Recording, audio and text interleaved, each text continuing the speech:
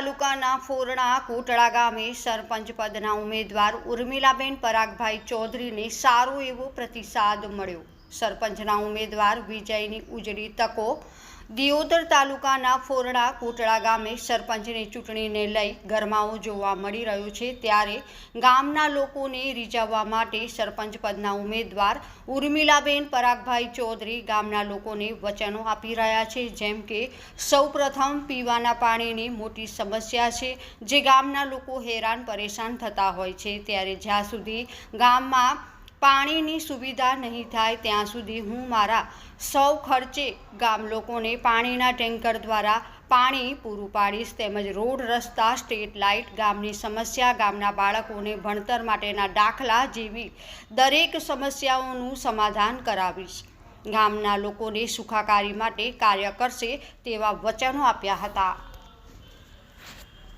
ચૌધરી ઉર્મિલાબેન પરાગભાઈ છે, ગામ કોટડા ફૂલ, દિયોદર તાલુકો, જિલ્લો બનાસકાંઠા। મને સરપંચ તરીકે ઉમેદવારી નોંધાવવામાં આવી છે। ગામ લોકોનો ખૂબ મને સાથ સહકાર મળ્યો છે, તે બદલ હું ખૂબ આભાર માનું છું। મને આ સરપંચ તરીકે હું સરપંચ બનીશ તો હું ગામનો સારો વિકાસ કરી અને સાથનો સહકાર કરીશ। મને તે બદલ મને મત આપ્યો અને મને વિજય બનાવો એવી ખૂબ શુભેચ્છા હું પાઠવા માંગુ છું।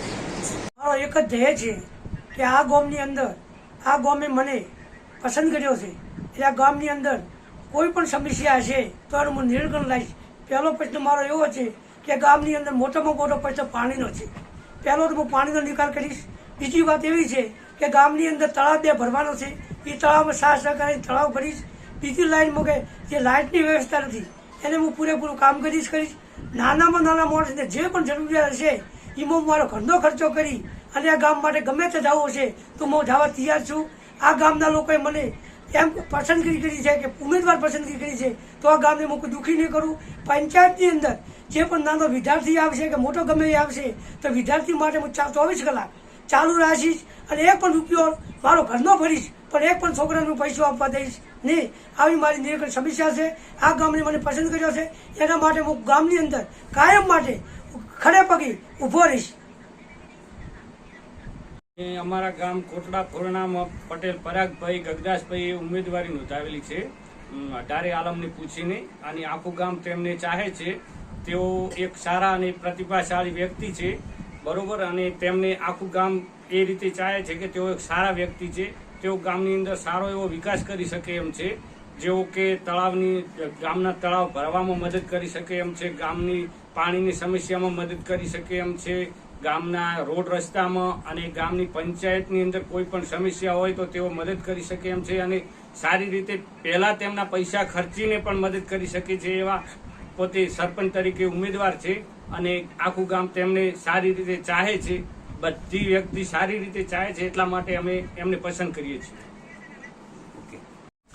અમારા ગામ પંચાયતમાં સરપંચ તરીકે ફોરમ ભરાવ્યું છે પટેલ પરાગભાઈ ગગદાસભાઈ।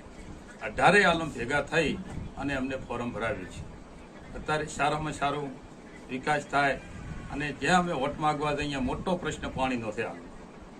પાણીની સમસ્યા બહુ છે, જ્યાં અહીંયા પાણીની દ્રાટ છે, તો પરાગભાઈએ એવી બોય ધરી આપી છે કે અમે જેવો જીતશું એવો પહેલો જ પાણીનો પ્રશ્ન હલ કરીશું। કાંઈ જો અમારાથી હાથ તાત્કાલિક દેખાય તો પણ ટેન્કર પણ અમે ચાલુ કરીશું, પણ પાણીનો પ્રશ્નને દૂર કરીશું। એટલે હાલે 18 આલમ ભેગી થઈ અને બહુ પરાગભાઈને વોટ આલી અને બહુમતીથી જીતાડે એવી જ અમારી માગણી છે। ધન્યવાદ।